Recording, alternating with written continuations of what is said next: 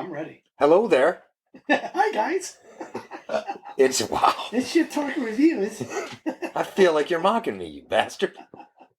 Why Though. did you let him take us? No, John's the Howard Stern. No, take it. No way. Start us I off. would never fill those shoes. You could. I have complete I faith. refuse to do that. You refuse? Come on. I will One not. time. No. Just once. I will not. Just, I'm not doing it. Just John. give us a, hey, everybody, it's Shit Talk Reviews. Hey, everybody, it's Shit Talk Reviews. Well done. Well done. I'm John. That was David, of course. Derek's in the house. Happy Friday, guys. Thank you, John. Yes. Good to be here. Yeah. Weekend time. It is. You know what? When you get old, all you think about on Friday is sleep. All I think about is sleep every other day of the week, Yeah. too. Yeah. You get to be north of 50, and which you're etching up on pretty quickly. Next year, I'm looking forward to like one big party when I turn 50, and then my kidneys will fail, and that'll be it. Something to look forward to. Yeah. John, we learned something today. What's that? That Derek has no appreciation for good music. I'm going to tell you why. We have another Mark Jr. here. If you ever hear Mark talk about the places he goes to eat, they're the best, and anywhere you go outside of what he tells you sucks. Okay. So we came in this morning. I told you to play Bonamasso, right? Right away, he gets angry. He says the music sucks. It's not for him. And he storms out of here like a child because he doesn't want to hear it. So God forbid we listen to something that we enjoy because it's not knuckle-dragging music, then to him, we all suck. So we have another Mark Jr. We have one for food. We have the food one, and now we have the I feel ganged up on, and I would like you to So shut I just your thought pie I hole. would say that. Shut your pie hole. Mm-hmm. I don't think anybody here should feel ganged up on. This is a loving. Oh, I don't care. He can gang up Safe on me. I just environment. think he should shut his face. I think it's just funny that it's his way or no way.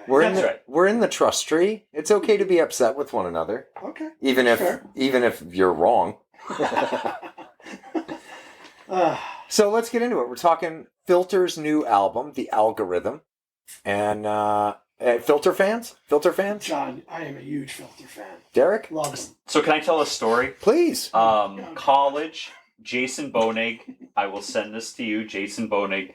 I sat in the back of his Ford F-150. He had a really nice Ford F-150 when we were in college. And Filter was all we listened to, or a lot. And he loved it. And we went back and forth to New Jersey from Vermont listening to Filter. So whenever I hear Filter, I think of Jason Bonig, and I will send this to you. And listening to way too much of Mr. Richard Michael Patrick. So anyways, it was interesting. I felt a time warp. I felt young again. Yeah. I felt vibrant. I was drinking Ice House again. I mean, it was, that's Nobody wants to get taken back to John, a time I when they were remember- drinking Ice House.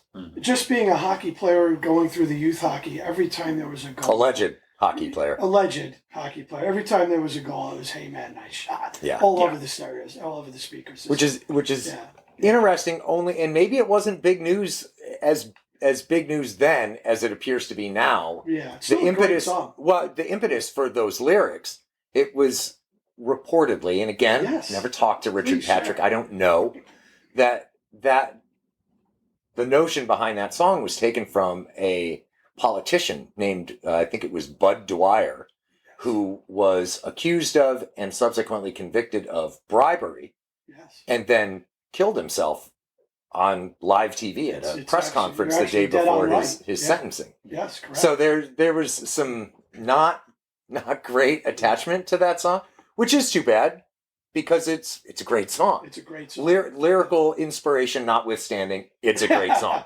And And then- take a picture with the, Yeah. just like, to this day, if it's on, it's going up on the stereo, and I'm listening to it. But Great there song. again, that song apparently came from him getting, Do you want to know why he likes it? getting hammered on a flight Yeah, and yeah, stripping down to stripping his down. boxers and telling people to take a picture of it. He can relate. That song is from the Short Bus. And Listen, just a fabulous album all around. We're talking the new one, The The Algorithm? new one, just fabulous. And I'll let you run. Well, with this, yeah, but I can't wait to talk about it. We'll get into it, but my question is, where would you, just right off the top of your head, where would you rank this record with all the other ones? Oh, I with would short bus, title of I would record, rank- record of title, title I of would record. rank it right alongside some of these. Yeah? It's one of my favorite Filter albums. Saying something. No doubt. This Yeah. was a great album. And I have a lot to say about it. So Well, say something. What do you got? Well, I was just going to say, he's a tremendous talent. I mean, there's no doubt that this guy's a talent. We brought it up before. I'll bring it up to Derek. Maybe it's too soon, but it's kind of like a Mammoth thing. The guy could single-handedly play every instrument. I think he does all the instruments, maybe other than the drums, if I'm right. I know he's had so many people come and go through this band. From the And, this is another beginning, band that's had a revolving door. Yeah. But they've been around since 95. Yeah. No, earlier than that, maybe? 93. No, yeah. 93. He was with 9 Inch Nails. Yeah, right? he was playing guitar with Trent Downward Reznor. Spiral. He was on that. Yeah. Which, Mhm. Well, I mean, I'm sure Amazing he's making record. money on it still. Yeah. Yeah. So, a lot of very people. similar album to Mammoth, I think. It's very, very similar. It's got tons of radio play. It's got heaviness to it. I brought it up to you before. You're on an island. Who you taking, Mammoth or Filter?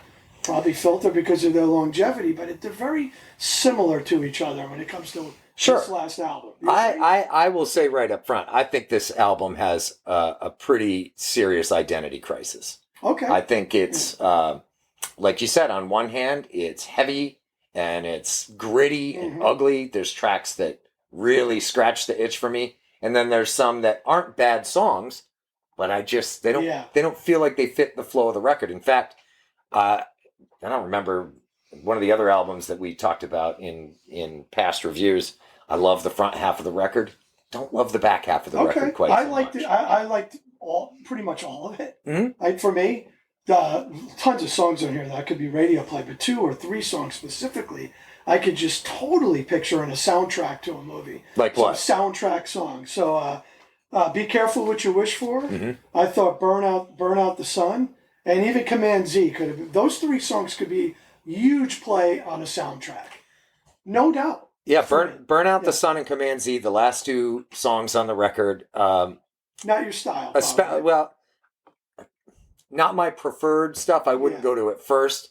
Like Burn Out the Sun Burn Out the Sun. It's a sweet song. Yeah. But it's another one that, to my ears, just didn't really fit the rest of the record. But on a soundtrack to a cool movie, it would work. Yeah. And I was listen, going to say, there's some summery songs on here, but there is one, Summer Child. Again, it's another one that's like kind of a stylistic departure against the rest of the record. To me, that's Filter, though. This type of album is Filter. This is what he does. He has heaviness mixed in with soft stuff. He has radio play. He's got a lot going on. I like it. I think there are more departures on this record than on prior Filter albums. Okay. That's one dude's opinion, though. Yeah. You've been very quiet so far. So I thought that personally this felt like his voice is shot, and it was hard to listen to for me. Look, the structure of some of the songs, Obliteration was a classic Filter song. I mean, it has an earworm chorus. The same thing, yeah. I loved the song for it being Filter, but his voice is really hurting. And I mentioned it to you earlier. There were years ago, Joe Elliott from Def Leppard couldn't sing anymore. It's done. He's done. And they have backing vocals for all the choruses when they play live. My friend Brad took me to a Def Leppard show. I walked out. It was just not good. And they're like your favorite band. Well, yeah, according to Dave, they're my favorite band of all time. One of the best hardcore metal bands of all time. Not hardcore metal. Photograph. But would you shut up? Now it's my time to talk. You zip it. Keep your pie hole shut. At least he started it. So, look, people age, and sometimes your voice changes, and I felt like there was a lot of weird falsetto in this that was covering up for the fact that his voice is gone, and it just was it was painful to listen to. I thought that there was identity crises in here as well, like for the Beaten. There's weird lasers, and then all of a sudden, there's this really cool chorus that's kind of dreary, but catchy, and then weird lasers come back again, and I'm like, what am I listening to here? What's going on? And then he can't sing. He sounds like he sounds shot. Yeah. And so it was a struggle. It for me, it felt like this is for the fans of Filter. And if you're a huge fan of Filter, you're a huge fan of any band, you're going to love them until they stop making music. Sure. That's fair. For me, that hasn't paid attention to Filter. Like, I never would have paid attention to this album if I wasn't reviewing it with you guys. It was painful to listen to. I picked up on that really early too, is Richard's use of a heavy vibrato. And whether it's making up for the fact that he doesn't have the power that he had, which, certainly could be the case. We all get a little older and lose some of the juice. But I've not ever been a fan of that big, heavy, real deep vibrato. So it wasn't jarring, but it was like, it's not quite the Richard Patrick of old. I didn't feel that. I didn't really feel that with his vocals. I never really thought about it till you guys honestly just said it. I'd be curious. So when I go back, I'll focus on curious to see what if you pick up on it and have an opinion about it after you re-listen to it. Yeah. Joe Nally brought it up on our interview, Joe Nally from Earn, and he said, "Hey, Joe." Hey, Joe. He said something about sounding like Max Cavalera then versus Max Cavalera now. He said what I know is that there was his prior album, Spirit and Serpent, where he sounded like Max Cavalera does now. Yeah, correct. And Max has had to change his vocalization with age. Sure. James Hetfield, we talked about it on the Metallica sound. He's actually singing better now. He's gone to a vocal coach. It's obvious. And you have to change with age. Your voice does change. And I think here, Richard is probably in a spot where he needs to make a transition, because singing the way or at the octaves that he was before, he can't do it. And it hurts. It hurts to listen to. And again, I don't care. And for fans of Filter, they're going to love it. I mean, Dave liked Filter. He's going to like Filter till the day they die. Or they quit, and that's fine. For me, somebody that hasn't listened to it in a while, it was immediate for me. I'm like, oh my God, this is not the same Filter. Structurally, yes. There's some songs in there that are just the classic formula for Filter, and it's a Filter song. Yeah. And that to me makes a really good brand or a really good band, is when you hear it and it's them, that means that they've established themselves. It's them. And so I knew it was him. It just was a older sounding, kind of tired version of it. He's so talented, though, isn't he? No doubt. He's got so much talent. No doubt. He's such a talented guy. He writes, records, collaborates. He does scores for movies. The guy has got just so much talent. Yeah. And he has throughout his career. Trent Reznor doesn't hook up with lackeys. No. If you're doing stuff with Trent, you're doing something right. Fair point. But Derek, you mentioned the being established and having a certain style. There again, it brings up the question: are bands allowed to evolve and change as with each subsequent release? And I think the answer is absolutely, and absolutely not, because some people are always going to say it's not the same band unless they're releasing the same style and the same flavor that they normally did. I don't even know if it's a matter of them changing their style more than it is what they're going through at that particular time, right? I mean, we know he's had issues in his past and sobriety, and so maybe he was just going through a time where he's just decided right now, this is what I want. Whether it sounds good to him, maybe, and that's what's most important. Maybe a lot of these bands we do, when we're like, wow, where did this come from?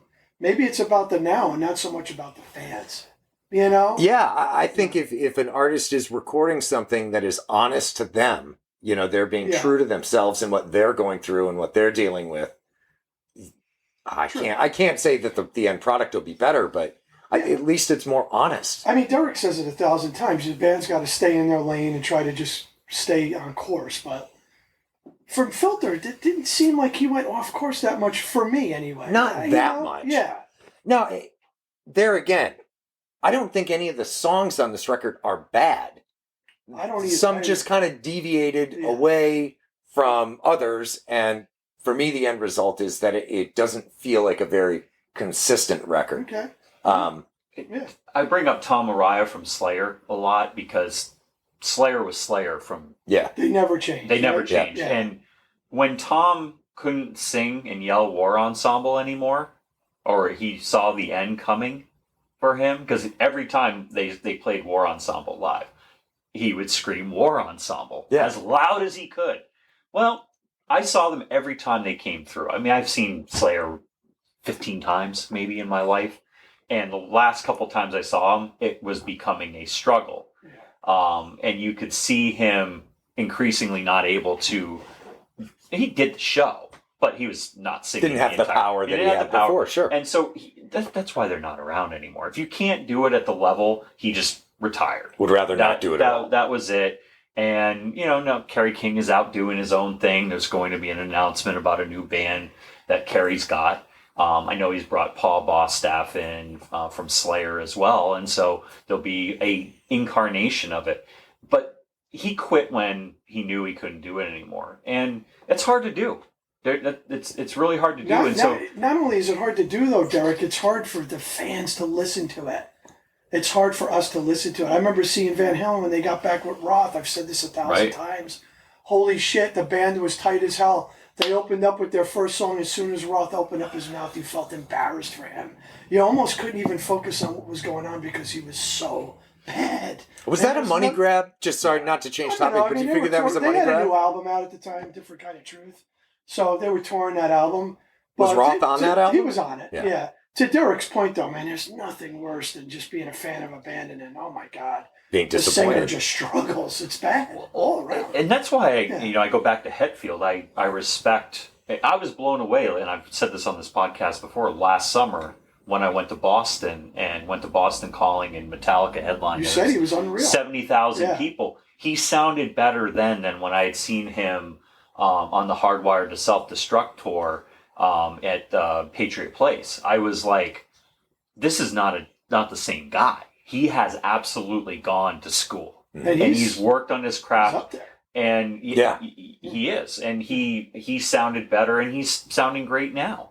And so look, life is work, right? Relationships are work. This is work for us. We do it for free, but it is work. It is. I get up every day, and the first thing I think of is my family. The second thing I think of is my job, and the third thing I think of now is this, along with my dog. Yeah. There's a lot to do. And the suffering that we go through for Dave's glory. For maybe 3 people in Dave's glory. Yeah, Dave says he has all the fans. And well, your sister too, Kate.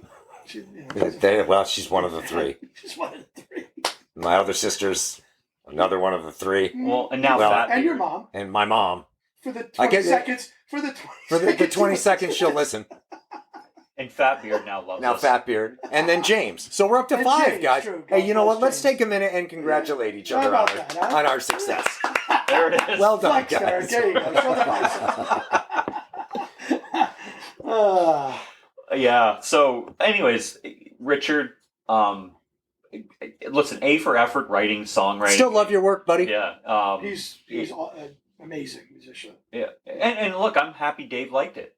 That's good because he's going to hate next week's pick. So not to deviate from Richard and Filter and this conversation, but I'm not gonna lie to you guys. I'm so excited about some of the albums that are coming out. Yeah, we got some good ones. I have a few that are really man, there's some I have been waiting for a long time. Good. Talk about it. Yeah, release, Tesseract is releasing their album, I think tomorrow or the day after. Okay. And that's I've been a huge Tesseract fan since 2013, all right. Altered States, and I am so excited to hear this. They haven't had an album out for a few years, so that we'll do a review on that one here in a few weeks. It's not going to be easy for Album of the Year. This is going to be very, very tough. Yeah, because we have some good ones. We talked about this earlier. We've all kind of started loose lists for some contenders. Oh yeah. Man, it's going to be tough. It is going to be tough. We've got some good ones. I have mine picked out. It's going to have to take a massive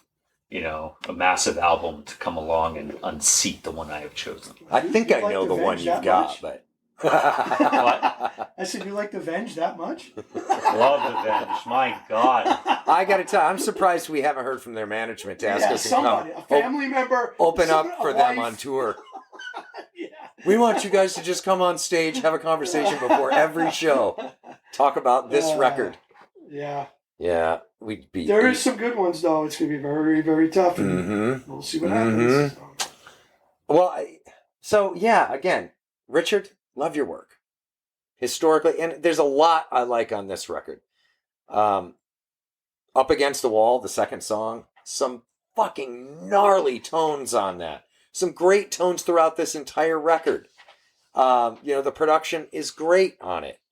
Some great drum sounds. I think Obliteration's the best song on the album. I mean, that's my opinion. Mm-hmm. By far, that was I think awesome. I think you're probably right. I really like there was a killer thrash riff on "Say It Again." Mm-hmm. Like I love that riff. Yeah. The problem is I didn't like great. a lot around it. It was kind that song had a lot of Smoke Alice was in weak. Chains tones to me. That was another one. Say It Again. It starts. It sounds like a very not typical, but a very metal track, and then the chorus comes in and gets away from the metal. Yeah. It had that. I went to that. And then back to the metal again. Yeah. I don't like to use the word dreary, but it had those tones of Alice in Chains, that depressed kind of sound. Does that make sense? Yeah. You know what I mean? Yeah. So again, there is good stuff on the record. I just don't like the entire record. Yeah. Well, let's do standouts. For me, I liked For the Beaten. That was the first single that got released. I like the laser beams and the heavy, down-tuned. It's low and ugly and gritty. Then these big, epic, wide-open choruses come in, and then you get dumped back into the laser battle again. I didn't mind that. I do enjoy it, even though, again, it's an identity crisis within an identity crisis. And Up Against the Wall, again, great tones. I like the cool lyrical phrasing. Richard did some cool stuff with lyrical phrasing on this record, which I think is always a cool trick if it's done effectively, and definitely not of the same genre. But one of my favorite singers to do cool lyrical phrasing is Dave Matthews. Here's a guy that can take a 4/4 bar of music, 4 counts, and if he gave any singer one line to sing, it would probably fall within those 4 beats pretty similarly. Dave Matthews, though, would take those words and totally twist them backwards, and they would slide all around. Right. And I think it takes a lot of talent to do that successfully. And props to Richard. I think he did that here, specifically on Up Against the Wall and on some other songs too. So those are my 2 standouts: Up Against the Wall and For the Beaten. For me, I had Obliteration, which is awesome. Mm-hmm. The chorus, the arrangement, it was a feel-good song. The vocals were good. I thought it was great. Be Careful What You Wish For was a little more mellow. I said it could have been on a soundtrack, but I liked it, and I had 2 more. The Drowning, and I thought Threshing, was it Threshing Floor? Oh, Threshing Floor. I like that. Great song. Like that too. Yeah, great song. Obliteration for me. I liked For the Beaten, some of the heavier parts, and Say It Again, the heavier parts. Face Down and Summer Child, they're sing-along songs. Those are radio releases. They're cool, chill sing-along songs. For sure. And and along with The Drowning, they feel like Filter. Yeah. They feel like they took me back to Jason Bonig's Ford F-150. And Jesus, what was going on in that F-150? We just were in the car a lot. We were leaving Vermont to go to go down and hang out with Matt Pertnick, and I'll send this to you, Matt. Was the truck moving at least? Oh yeah, okay, good. Oh yeah, no, we were. Yeah, he flew, and actually we went through snowstorms in it. We went to Six Flags. We did all kinds of fun things in college. It is fun when you think back to music will transport you back, Filter. and that obviously I've happened said here. it 1,000 times. Music is the soundtrack to your life. Yeah. You could pick a date and know exactly who was popular. Right, Derek? What you were doing at that time. It's an amazing thing, music. I will tell you that I bought. There was somebody I was talking to the other day, and I posted this on Instagram and all the socials. We were talking about Slayer's Live Undead, and they had no idea that Slayer had a live album from the early '80s. And I'm like, yeah, check it out. And so it took me back, and I started thinking about it, and I knew exactly where I was when I got this thing back in 1985. I think I got it from the Dartmouth bookstore, where I got all of my music. And I went home, and I went into my room, and I had this big giant slant of a ceiling, because it's an old New England home, and I'd hit my head on it all the time because I was tall. And I remember walking in there, bumping my head, and dropping this cassette in and listening to it and going. And I won't say what Tom Araya says before Captor of Sin, but go listen to what he says and who it goes out to in the little and who do whatever in the night. It's called Captor of Sin. Is that the album you were talking about that was recorded and there was controversy as to whether or not the audience was like blah blah blah? Okay. Yeah. And I'm trying to keep this as PG as possible because it's rotten what he says. So we're a family show, Derek. Yeah, but it was. I mean, I was like, I'm sitting there like 10, 11, 12, and I'm listening to this demonic dude who can yell like a motherfucker, and he's sitting there talking about dirty stuff that I shouldn't be listening to, and then that was it. And Slayer was. It was so that's when it all went bad for you, pretty much. And then I heard Howard Stern one time down in New York City, and oh my goodness, Howard Stern and Slayer was my demise. Yeah. Yeah, I suppose there's worse things. Maybe The Drowning, that song, it had a heavy sound to it, dark tones to it, almost had a Nirvana feel to it for me. Good song, though. My thought was the same as yours, Derek. It's like, as soon as it started playing, it's just good rockin' old school Filter. Yeah. He employed the same formula for that, and a few other songs on here. I love him. I thought Obliteration was that way. Yeah. Put the old school Filter formula in place, and bang. Yeah. I love the music. I love the band. I always did. I always thought this guy was onto something. Mm-hmm. For me, it's feel-good music. It's radio play music. I'm in the car, turn on Filter, let it roll on Spotify. Every song you got is probably a good one. So, Should we put numbers? Sure. Anybody want to go first? I'll go first. Go ahead. A 7.5. 7.5. Yeah. And again, when we talked about this last week, when we put numbers on things, we're looking at it from two different places, an objective viewpoint and personal preference. And for me, on the personal preference side, I brought it down a little bit because I wanted more of the kind of Filter that I like and less of the summer song flavor. But on the other hand, objectively, the music is, it's good. Yeah. It just didn't have a great flow for me. And that's why 7.5. I went songwriting an 8. I thought that the production was great. For me, the vocals were lacking, and so I bumped it down to a 7. It would have been a lot better record if, Richard was at his peak performance. Was working with James Hetfield's vocal coach. Maybe he needs to. Yeah. Interesting. David? I gave it an 8. It was a solid 8 for me. Okay. Yeah. That's not bad. No, I loved it. I thought it was an 8. And I thought it was a really good Filter album. I would put it up there with the other ones. I really enjoyed it. Nice. Yeah, Well, you're up next. Yes. Papa D. What have we? So, next week, this is what's going to be. Mom! Derek and John are playing heavy metal again! John's being mean! He's making us... Derek's a jerk! I can't wait to hear this. Celestial Sanctuary. The album name is Insatiable Thirst for Torment. And if you're fans of Death and Napalm Death, then this is for you. This band is killer. And this album has taken them up another level. If you like death metal, you like thrash metal. How long has Celestial Sanctuary been around? Only a few years. So they're a fresh band. They're fresh, but this album has gone to another level, and I can't wait to talk about it because there's a lot to hear in here if you really pay attention. Mm-hmm. I'm expecting him to go, Mom, I'm not taking notes. I'm gonna go and pull my putt instead. My guess is that if Dave feels the same way about this that he did about Humanity's Last Breath, that he will dig even deeper into the band to get that fundamental understanding. Mom, get me some butt plugs so I can put them in my ear. I can't take it. I can't wait to hear this. Oh, it's so good. It'll be a good conversation. Hopefully, a very good conversation next week. You know what? Mom, just kill me now. Speaking of next week, looking at we all have people in the Northeast United States here, and by this time next week, there is supposed to be a really big fucking storm heading up towards the Northeast. So if you're in the North, if you look at the models for Hurricane Lee, it's a Category 4 now. They're talking about it spinning up to a 5. And right now it's tracking for Wonderful. New England. Yeah, the models have it. It's not tracking there Yeah. yet, but the models have it heading up towards New England. As we learned last year with Ian, and for those who don't know, my house is still trashed, and that's a whole other story. But we're still fixing that.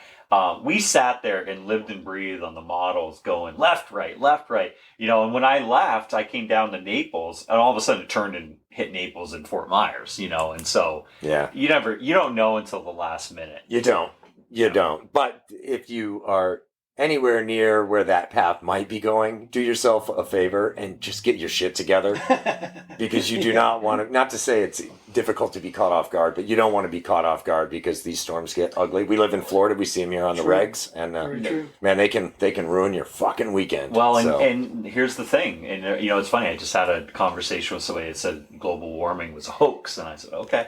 You look at the water temperatures that are out in the Atlantic, the middle of the Atlantic, they've never been this high. You know, and there's a reason why there's a Category 5 that's spinning up and heading towards New England, which never happens. Yeah. So there was like bathwater temperatures out in the Atlantic not that long ago, Which is very, and that's very rare. scary shit Yeah, because it's it just very doesn't rare. happen. And you know what's funny is heavy metal is always aware of this stuff. I mean, I remember back when I was a kid, Testament was singing about this on Practice What You Preach. You know, the Greenhouse Effect was the name of the song. Mm-hmm. You know, metal's been aware of this and talking about it for years. But do we do anything about it? Does our politicians? No. You know why? Because they don't make money changing the environment, helping the environment. We're gonna have to start a spin-off podcast to start touching on these issues. Well, these are all things that heavy metal talks about, is the hypocrisy of, you know, bullshit and politics and taking down the oppressor and all that shit. And that's why we all like metal. It's rebellious. Mm-hmm. It's supposed to be dangerous. It's supposed to talk about the shit that nobody wants to talk about. Fair? Hey, John, how about this song, real quick before we wrap up, the song Command Z? Yeah. High as a motherfucker. High as fuck. Go How ahead, great was Go that? ahead, you brought that You know up. what I mean? On my first listen of Completely the album. didn't expect that. Yeah, I just, and I don't want to say, it was one of those moments where I go, what the hell Right? is this, Said man? the same thing. And Yeah. I'm down with honesty in lyrics. Yeah, Yeah. you guys know me. Anybody who's listened to 5 minutes of us talking knows Yeah. I'm not a lyrical content guy. I don't focus on it. But you couldn't avoid it Oh, on that song. That just came out of left park. And I just thought, okay, Art. Left field, sorry, left field. at the ballpark. That came out of left field, did it not? Like No, what the it hell is did. going It on? did. And again, if you're writing honest music and honest lyrics, props to you. Yeah, I thought that was pretty But cool. I just thought I forgot to mention it. it felt not weird, but a little weird. It's a little but odd. Yeah. but Yeah. hey, again, I props for the honesty. Mom, John and Dave are high again. Again? Found the leafy green substance in your sock drawer, David. We're gonna have a talk about this with your father. What's this gummy? Why is it shaped like a bear? Oh shit. shit. Okay, Good I stuff. got nothing else. You guys got anything? No, John. Do we thank need you for any your other time. political topics we need to No, cover We just before need we to start wrap up? drinking beer. It's time. It is about that time. Well, gents, have a lovely weekend. You too, John. Look forward to the conversation next week. Thank you. And Dave is gonna bring in volumes of research. I'm so excited. I can't. Now, Celestial sanctuary. now that we've said it, it has to happen. Huh? Can't You wait. see a book of research on these guys. Insatiable thirst for torment. Yes. We'll see you next week.